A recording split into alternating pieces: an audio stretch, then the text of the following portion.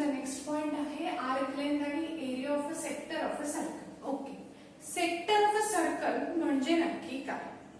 ही गोष्ट तुम्हाला कदाचित झाली आहे किंवा व्हायची आहे. जस्ट रिकॉल करा. आपण म्हणतो जमिनीचा एक सेक्टर वगैरे गोष्टी म्हणतो. सेक्टर म्हणजे काय?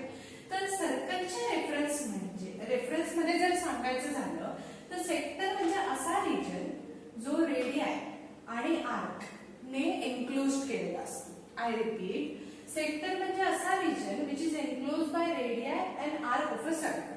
ओके, ह्या दोघांच्या मध्ये जो रिजन असतो तो सेक्टर असतो. ह्या डायग्राम मध्ये तुम्ही बघू शकता BOA हा सेक्टर ऑफ सर्कल आहे.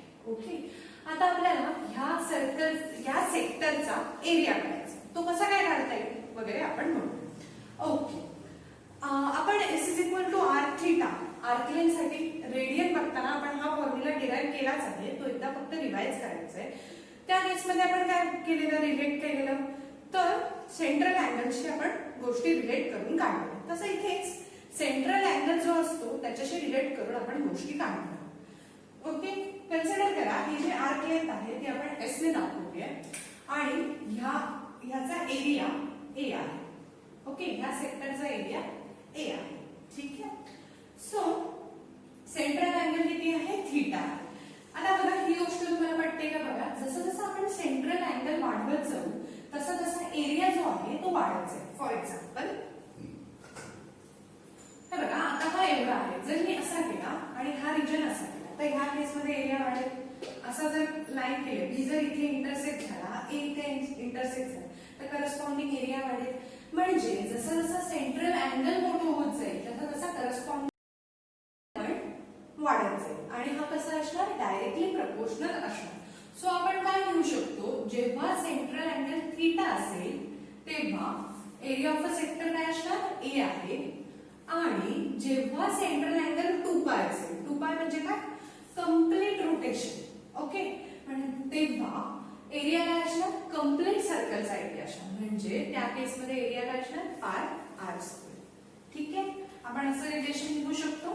सो आपल्याला काय हवं आहे? एरिया ऑफ अ सेक्टर काढायचं आहे. सो हे आपण जस्ट शिफ्ट करून घेऊया. A/πr² is equal to θ/2π. Okay, so this become pi ला पाय कॅन्सल झाला, which is A is equal to half of θr². म्हणजे एरिया ऑफ अ सेक्टरचा फॉर्म्युला काय मिळाला आपल्याला? Half into theta into r², किंवा जरा रिशफल करूया, हाफ ऑफ r² थीटा. ठीक आहे. इम्पॉर्टंट थिंग ही आहे की इथे थीटा कसा आहे तुमचा? रेडियन मध्ये आहे. ओके, सो इथे हा फॉर्म्युला तुम्ही कधी वापरू शकता? जेव्हा तुम्हाला थीटा रेडियन मध्ये दिला असेल तेव्हाच. ओके, इथे मी theta to the superscript C लिहिते म्हणजे तुम्हाला रेडियन मध्ये आहे ही गोष्ट कळते. ओके, मला हाच फॉर्म्युला जर डिग्री साठी लिहिता आला तर काय फरक होईल? फरक फक्त एवढाच होईल, 2π च्या ऐवजी आपण 360 डिग्री घालणार. कारण का? जरी तुम्ही डिग्री मध्ये बघितला तरी अँगल वाढेल तसं तुमचा करस्पॉन्डिंग एरिया वाढणारच. फक्त मेजरमेंटची गोष्ट बदलणार. सो हेच जर मला तुम्हाला बुक मध्ये एवढंच आहे की मी एक्स्ट्रा म्हणून सांगते. इथे आपण लिहूया when theta is in radian. हे कशासाठी आपण काढलंय? रेडियन मध्ये जेव्हा थीटा असेल तेव्हा हे रिलेशन होल्ड होईल. आणि जर हा theta when theta is in degrees आणि जर हाच थीटा जेव्हा डिग्री मध्ये असेल तेव्हा रिलेशन कसं येईल? Same. Theta is directly proportional to area. So theta upon 2π च्या ऐवजी अँगल काय असणार? 360 degree equals to A/πr², which is area of a circle. Okay, so कसं येईल हे? A is equal to πr² theta upon 360 degree. ह्याच्यामध्ये काय? when theta degree मध्ये असेल तेव्हा. म्हणजे जर तुम्हाला थीटा डिग्री मध्ये दिला असेल आणि एरिया ऑफ अ सेक्टर जर काढायचा असेल तर तुम्ही हा फॉर्म्युला वापरू शकता. रेडियन साठी तुम्ही हा फॉर्म्युला वापरा. ओके, दोनही फॉर्म्युले लक्षात ठेवणं त्याच्यापेक्षा इझी काय? हा लक्षात ठेवायला सोपा आहे. रेडियनचा area of a sector is equal to half of R square theta. मग आपण असं करू शकतो, जर आपल्याला थिटा डिग्रीमध्ये दिलाय तो रेडियनमध्ये कन्वर्ट करून घ्यायचा. ते आपल्याला माहिती आहे कसा करायचा. त्याला पाय अपॉन 180 मल्टिप्लाय केल्यावर आपल्याला रेडियनमध्ये थिटा मिळेल. त्याचा वापर करून हा फॉर्म्युला तुम्ही वापरून एरिया ऑफ अ सेक्टर काढू शकता. हा जस्ट मी एक्स्ट्रा इन्फॉर्मेशन साठी मी तुम्हाला हा फॉर्म्युला दिलाय. तुम्ही जर तुमच्या बुकमध्ये बघाल तर कुठेही तुम्हाला हे मेन्शन दिसणार नाही. जस्ट त्यांनी हाच फॉर्म्युला दिलाय आणि डिग्रीमध्ये जर तुम्हाला अँगल दिला असेल तर तो रेडियनमध्ये कन्वर्ट करायचा आणि मग सबस्टिट्यूट करायचा. का? कारण हे लक्षात ठेवायला सोपं आहे. ओके, त्याच्यानंतर काय बघायचं आहे आपल्याला? Arc लेंथचा formula. ही गोष्ट तुम्हाला झाली आहे. जस्ट रेडियनच्या बाबतीत आपण आर्क लेंथची गोष्ट आधीच बघितली, S is equal to R theta. आता जस्ट आपण एकदा ते रिवाइज करूया. ओके, मी जस्ट हे रफ करून घेते.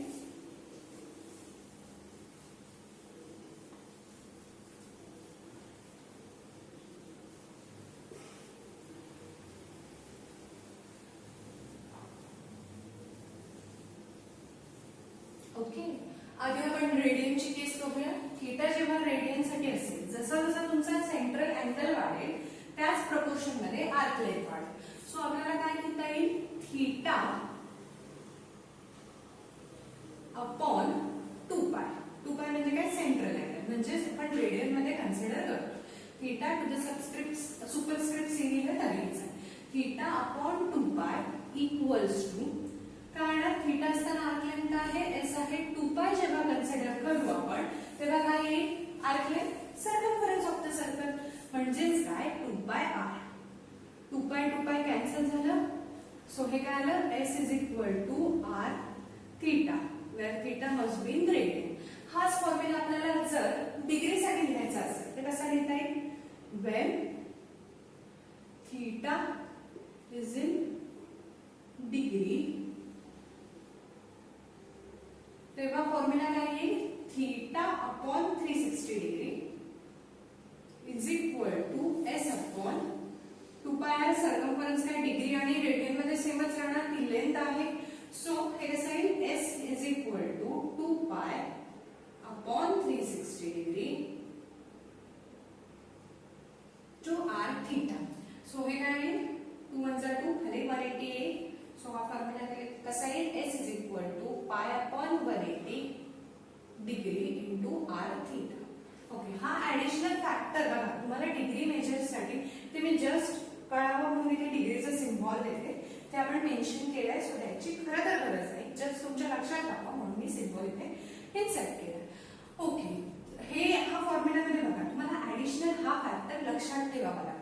त्याच्यापेक्षा काय? S is equal to R theta हे सिंपल आहे, हे लक्षात ठेवायचं. आणि जर डिग्रीमध्ये तुम्हाला अँगल दिला असेल तर त्याला पाय अपॉन 180 ने मल्टिप्लाय करून तो रेडियन मध्ये काढायचा आणि नंतर सबस्टिट्यूट करायचा. ओके, याच्यावरचे आपण काही सम्स बघूया. ओके, सो क्वेश्चन काय आहे बघा. The area of a circle is 224 pi square centimetre, म्हणजे 225 इंटू 3.14. त्याचं जे काही आन्सर येते. Find the length of an arc subtending an angle of 120 degree at the center.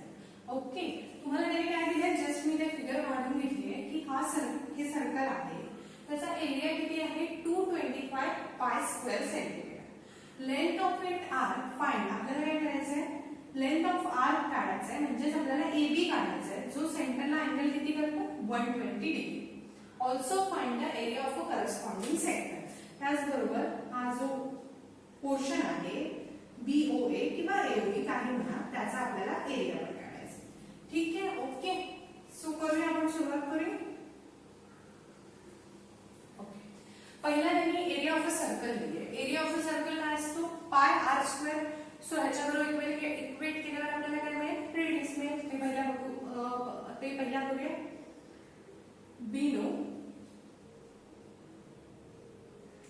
area of a circle, area of a circle equals to pi r square. Okay, हे आपल्याला माहिती आहे. Area of a circle काय आहे? त्यांनी काय दिले? 224 pi square centimetre is equal to pi R square. This implies पायला pi cancel, r is equal to root of 225. म्हणून r is equal to plus or minus 15. पण आपण लेंथ कन्सिडर करतोय, सो ह्याचा आन्सर काय येणार, r is equal to 15 centimetre. ही एक गोष्ट आपल्याला मिळाली. आता आपल्याला नेक्स्ट काय करायचंय बघा, find the length of it arc subtending an angle of 120 degree at the center. आपल्याला AB लेंथ काढायची. आपल्याला काय माहिती आहे, S is equal to r theta. Okay, आता बघा महत्त्वाची गोष्ट बघा, S is equal to r theta formula मध्ये आपण एखादं इक्वेशन कधी सोडू शकतो, एक इक्वेशन कधी सोडू शकतो, जेव्हा त्याच्यामध्ये एकच अननोन असेल. एक पेक्षा जास्त अननोन असतील तर ते इक्वेशन आपण सॉल्व्ह करू शकतो. ओके, या केस मध्ये तुम्हाला थीटा माहितीये, भले तो डिग्री मध्ये असू आपण तो रेडियन मध्ये कन्वर्ट करून वापरू शकतो. ओके, r माहिती, सो तुम्ही करस्पॉन्डिंग आर्क काढू शकता. ओके, आधी आपण थीटा रेडियन मध्ये काढून घेऊया. थीटा आपल्याला किती दिलाय, 120 डिग्री.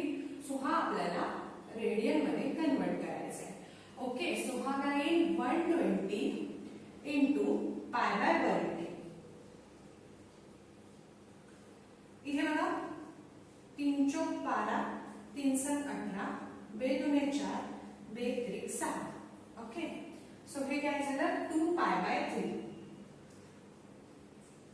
ओके, मी काही ना सिम्युलेशनचा एक किंवा शॉर्ट व्हिडिओ केला ह्याच्यावर, तर मला जस्ट ती गोष्ट क्लिक झाली. ज्यांनी तो शॉर्ट व्हिडिओ बघितला असेल ना त्यांना हे लगेच क्लिक होईल की 120 डिग्री म्हणजेच 30 इंटू 4 म्हणजेच काय, 4 पाय बाय 6 just 2 पाय. हे ते लगेच सांगतील. अशा ठिकाणी ह्या जास्त अशा ठिकाणी ह्या ज्या आपल्या क्लूज आहेत त्या उपयोगी पडतात. ओके, हा पार्ट रद्द करून घेऊया. सो थीटा किती आला आपला, 2 पाय बाय 3 रेडियन मध्ये ऑफकोर्स.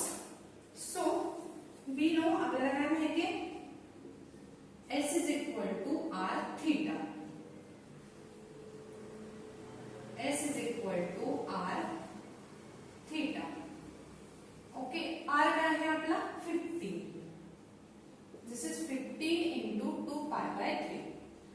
ह्याचा आन्सर काय आहे, 3 × 3, 3 पायचा, दिस इज 10 पाय. सो r लेंथ किती आली, 10 पाय सेंटीमीटर. युनिट्स इम्पॉर्टंट आहेत, युनिट्स मेन्शन करायचे. युनिट जर मेन्शन नाही केले तर इथे कदाचित तुमचा हाफ डिपेंड ऑन एक्झामिनर वगैरे, हाफ कधी कधी 1 डिपेंड्स, एक्झामिनर रिलेटेड गोष्टी आहेत, मार्क्स कट होऊ शकतात. इथे त्यांनी युनिट मेन्शन केलाय, so you have to mention it. Okay, आपल्याला आर्क लेंथ आपण काढली. Also find the area of a corresponding sector. Okay, इथे पाहिजे तर तुम्ही असे लिहू शकता, AB इज इक्वल टू 10 पाय सेंटीमीटर. ठीक आहे, तर काय करस्पॉन्डिंग सेक्टर, सेक्टर काय, एरिया ऑफ अ सेक्टरचं नाव बघा काय आहे, AOB, किंवा असे लिहूया आपण, area of sector AOB is equal to, आपण मगाशीच फॉर्म्युला बघितला, half of r square theta. ठीक आहे, म्हणजे काय, half of theta must be, condition काय, theta must be radian. So हे कसं आहे, हाफ ऑफ r स्क्वेअर म्हणजे 15 इंटू 15. थीटा काय आहे रेडियन मध्ये आपला, इथेच आपण काढलाय 2 pi by 3. Okay, so 2 2 cancel, 3 1 जा 3, 3 5 जा. सो हे किती येणार, 75 पाय. युनिट इज इम्पॉर्टंट, एरिया आहे, सो युनिट काय येणार, स्क्वेअर सेंटीमीटर. ओके, सो तुम्ही बघू शकता फारच सिंपल सम्स आहे. ओके, क्वेश्चन काय आहे बघा, in a circle of radius 24 centimeter RPQ subtends an angle of 60 degree at center. म्हणजे काय, एक सर्कल आहे त्याच्यावरती RPQ आहे जो 60 डिग्री अँगल तयार करतो center. Find the area between RPQ and chord PQ. Chord म्हणजे काय, एक अशी लाईन जिचे एंड पॉइंट्स आपले सर्कम्फरन्स ऑफ सर्कल वरती लॅग होतात, ती म्हणजे काय झाली, कॉर्ड PQ. या डायग्राम मध्ये बघू शकता ही तुमची कॉर्ड PQ. ओके, इथे थोडंसं कन्फ्युजन होऊ शकतं, सो ते टाळण्यासाठी मी तुम्हाला हे अशी याचाच पार्ट, जस्ट हा एवढा पार्ट मी ह्या डायग्राम मध्ये काढलाय. ओके, आता आपल्याला काय हे बघा काय करायचंय, find the area between the RPQ and chord PQ. आपल्याला काय करायचंय, तर RPQ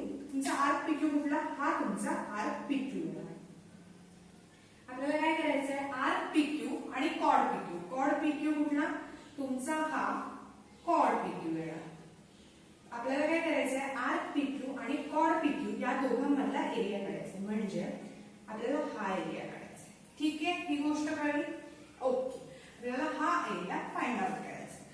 हा एरिया काढण्यासाठी आपण कसं काय प्रोसिजर करूया, तर हा एरिया बघा, हे पडतंय का, area of a sector OPQ मी काढून घेतला. Area of a sector OPQ म्हणजे काय, हा सगळा एरिया कम्प्लीट, हे जे पोर्शन आहे त्याचा सगळा एरिया म्हणजे काय, area of a sector OPQ minus area of a triangle OPQ जर मी केलं तर मी हा एरिया मला मिळेल.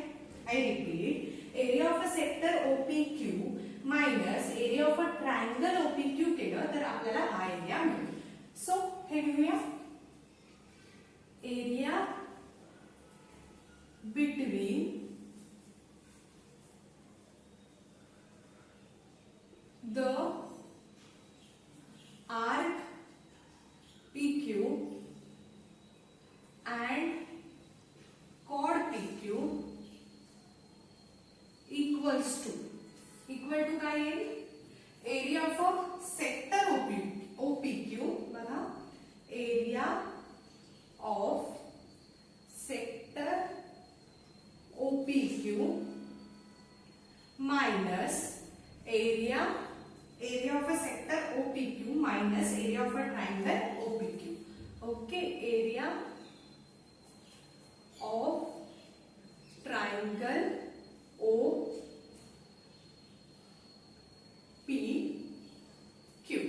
ठीक आहे. ओके, आता आपण पहिला area of a sector OPQ काढून घेऊया. ओके, पहिला आपण हे बघूया, for sector OPQ. Okay, area of the सेक्टरचा फॉर्म्युला काय आपण बघितलाय, half of R square theta. म्हणजे तुम्हाला रेडियस हवी आहे, रेडियस दिली आहे आणि थीटा कसा हवा, रेडियन मध्ये. इथे आपल्याला त्यांनी कसं दिलंय, डिग्री मध्ये दिलाय. सो तो आधी आपण रेडियन मध्ये कन्वर्ट करूया. थीटा इज इक्वल टू काय दिलंय त्यांनी, 60 डिग्री. हा रेडियन मध्ये कन्वर्ट करण्यासाठी ह्याला काय करावं लागेल, पाय बाय 180 ने मल्टिप्लाय करावं लागेल. सो हे काय येईल, पाय बाय 3 येईल. हे सिंपलच होतं ऍक्च्युअली, करून दाखवायची तुम्हाला गरजच नव्हती. 60 डिग्री म्हणजे पाय बाय 3, पण स्टिल मी दाखवलं. ओके, सो थीटा फॉर्म्युला काय, area of a sector is equal to half of R square theta. So काढून घेऊया, एरिया ऑफ सेक्टर काय येणार, OPQ equals to half of R square theta, where theta is in radian. Okay, so हे कसं येईल, half of R काय आहे आपला 24 आहे. सो 24 इंटू 24, थीटा काय आहे, पाय बाय 3 आहे. ओके, इथे मुलांची जास्त चूक होते, theta must be in radian मध्ये घ्या. डिग्री मध्ये घेतलं तर हे आन्सर चुकणार. ओके, 2 1 2 12 आले, 3 किती, 3 8 24, हे किती येईल, 96 पाय येणार. ओके, मीटर सेंटीमीटर काय दिलंय त्यांनी, सेंटीमीटर दिलंय, एरिया आहे. सो हे काय आहे, स्क्वेअर सेंटीमीटर. ही पहिली गोष्ट आपल्याला म्हणायची. आता आपल्याला काय काढायचं, area of a triangle OPQ. Okay, हे मी जस्ट रब करते.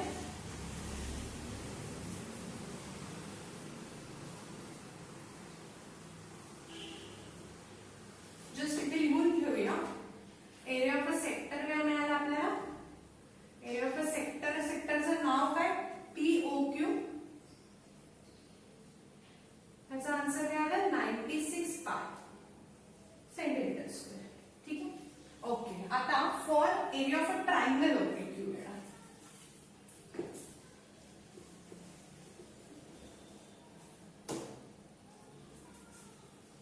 फॉर ट्रायंगल OPQ, ट्रायंगलचा बघा एरिया आपण कसा काढतो, area of a triangle is equal to half into base into height. Okay, इथे मी जर PQ हा जर बेस घेतला तर मला काहीतरी इथून इथे परपेंडिक्युलर टाकावी लागेल, जी की माझी हाईट असेल. सो मी इथे परपेंडिक्युलर टाकला, ह्याला n म्हणतो. इथे टाकूया आपण. ओके, सो आपल्याला ट्रायंगल साठी बेस आणि हाईट काढायचं आहे. बेस काय येणार, OM आणि सॉरी, बेस काय येणार, PQ आणि हाईट काय येणार, OM. ओके, बघूया आपण कसं काय करता येईल. बेसिकली तुम्ही इथून बघून सांगू शकता की इथे एक गोष्ट बद्दल मला त्यांनी दिलेली आहे. आपण आपल्याकडे काय आहे की रेडियस दोनही OP आणि OQ दोनही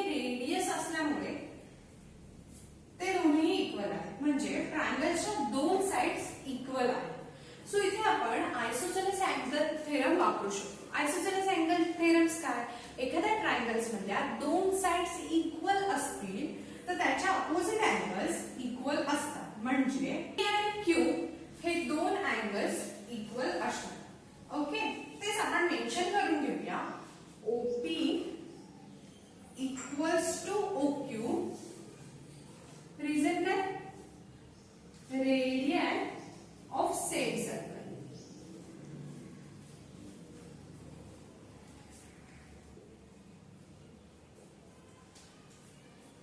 दोन साइड्स इक्वल आहेत, सो त्यांच्या अपोजिट अँगल्स कुठले येणार, P आणि Q. So angle opposite angle बघा, OP च्या अपोजिट Q आणि OQ च्या opposite P. So angle P equals to angle Q कशावरून, बाय आयसोसेलेस अँगल थेरम. ठीक आहे. ओके, आता आपण ह्या ट्रायंगल्स मधले जे अँगल्स आहेत P आणि Q यांचे मेजर करूया. आपल्याला काय माहिती आहे, angle P equals to angle Q. आपण असं लिहू शकतो, let angle P equals to angle Q equals to x. Okay, so आपल्याला अजून गोष्ट काय माहिती आहे की अँगल्स ट्रायंगलच्या तीनही अँगल्सची ऍडिशन किती असते, 180 असते. ते आपण मेन्शन करूया. Angle P plus angle Q plus angle R equals to 180 degree. So हे काय, x प्लस x काय येईल, 2x येईल. अँगल R ची measure, okay, angle OPQ R नाही, सॉरी OPQ काय नाही, इथे फक्त O येईल एवढाच फरक. अँगल O ची मेजर किती आहे, 60 डिग्री. सो हे काय येईल, 2x plus 60 degree equals to 180 degree. So this means x is equal to 60 degree. ही गोष्ट फार इम्पॉर्टंट आहे. का, हा 60 डिग्री झाला आणि हा 60 डिग्री झाला. So triangle OPQ is an equilateral triangle. ही गोष्ट, या गोष्टीने तुम्ही बऱ्याच गोष्टी प्रूव्ह करू शकता. त्या काय आहेत बघा, OPQ इक्विलॅटरल ट्रायंगल झाला म्हणजे त्याच्या सगळ्या साइड्स इक्वल झाल्या. सो OQ किती असणार, 24 सेंटीमीटर असणार. ओके, आणि इक्विलॅटरल ट्रायंगल मध्ये जेव्हा आपण असा परपेंडिक्युलर ड्रॉ केला जातो OM, बघूया आपण हँडच्या पार्ट कडे येऊया. आधी हा पार्ट आपण लिहून घेऊया. ओके, जस्ट मी एवढा पार्ट इथे मेन्शन करते. सो ट्रायंगलचं नाव बघा, OPQ किंवा POQ. POQ कसं येईल, इज an equilateral triangle. ही गोष्ट आपल्याला मिळाली. त्याच्यावरून आपण पुढे काय लिहू शकतो, हा जर इक्विलॅटरल ट्रायंगल झाला तर सगळे साइड्स इक्वल. तुम्ही कसे लिहू शकते, OP equals to OQ equals to PQ. म्हणजे PQ किती झाला, 24 सेंटीमीटर. म्हणजेच आपण ट्रायंगलचा आपल्याला बेस मिळाला. आता आपण ट्रायंगलच्या हाईट कडे वळूया. त्यासाठी मी जस्ट हा पोर्शन रब करून घेते.